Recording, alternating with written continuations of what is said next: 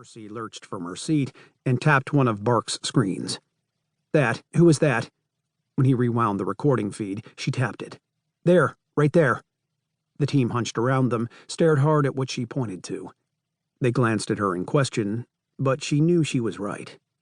That man was at the beach club in the Bahamas. That's Andrew. Culver's face darkened. You sure about that? Absolutely. Something about him? She shook her head, remembering. Felt off. Wrong. So I tried to ingratiate myself into his time, see what I could pull out of him after some liquor. We had a couple of drinks. That's why we couldn't find you.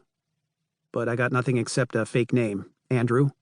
He was locked tight, and then he bolted after y'all left. Law rubbed his jaw. You're sure they're the same?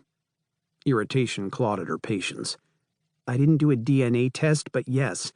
I don't forget a face. I realized he'd been watching you guys. This is not a coincidence that he's in Istanbul at the same time. Mercy put a hand on Sel's shoulder. Can you run a facial rec on him? Roger that, Sel muttered. What about Runt? Klein asked. If that guy's been in both places, maybe Leif is walking into trouble. Hotel Mizyan, Istanbul, Turkey. Elevator's coming up, Ruslan announced, looking out to the open door of the suite. The American. Could it be? Had he really figured it out? Iskra's heart thundered, both wanting him to show and not wanting him to show. He could get killed being here, but then again, Basara could get killed if he didn't come.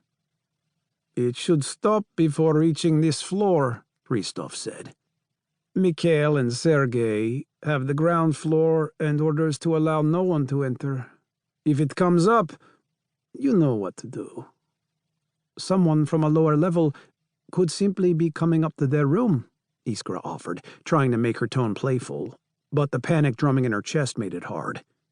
There's more than one penthouse, and the garden atrium is a favorite spot.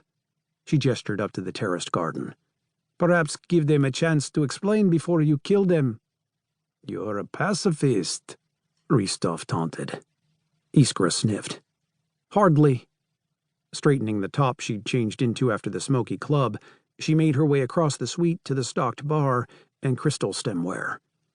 But I like the Mizyon and Aksoy. It'd be a shame to get banned. At the small bar, she lifted a snifter and tipped it toward him. Brandy? No time. Christoph's face was a facade of irritation and intention. All business. Pack your things. We're leaving. He moved to the far window, where he slid a hand over that stupid goatee. It stung that he assumed she hadn't gotten the book, that he hadn't even asked. Why was he here? Unless...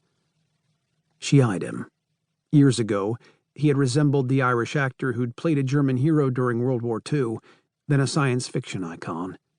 But Christoph had aged a lot in the last few years, lines scratching gray shadows beneath his eyes that matched the streaks at his temples and in his facial hair. Though in his early 50s, he had lost none of his ferocity.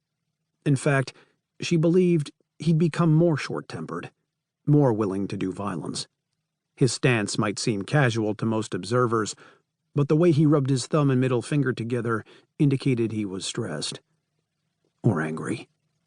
Biting her lower lip, she set down her glass, sensing that though he'd told her to pack, he wasn't done with her yet. Not with the way he strangled her with his silence. Tell him you found the book. Christoph's anger would go away, and his favor would return. He'd be pleased. Maybe relent in whatever he dreamed up as punishment for making him come after her. It probably had to do with Basara. No, she couldn't, because then she couldn't give it to Verratti, or the American, who could be in the elevator even now with no idea the trouble he would walk into.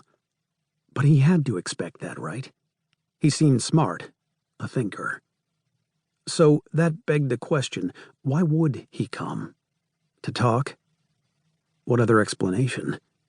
She glanced to the bedroom, the bed meticulously made up. Unless he was like Christoph in that respect, too.